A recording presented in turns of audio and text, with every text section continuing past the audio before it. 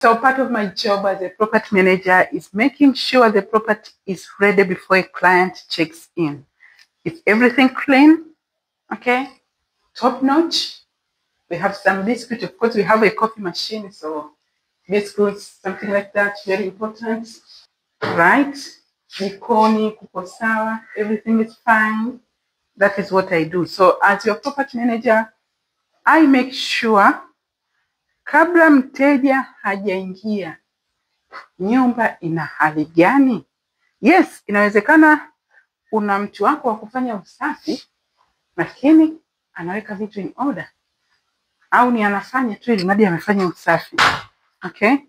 The bathroom, is it clean? That is what I do. B&B business is like you are running a hotel.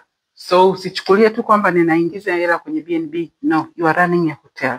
Ndio maana uko kwenye OTA channels kubwa. Sasa kwa sababu unafanya kazi kama hoteli, inatakiwa nyumba yako mteja anapoingia asione tofauti ya kulala hotelini na kulala nyumbani kwako. Usafi uwe vile vile, appliances ziwe vile vile, service iwe vile vile, communication iwe vile vile, ili upate review nzuri uweze kushindana na hotel. So that's why you need a Fukaya management team to help you to run your property and help you to gain good reviews on B&Bs.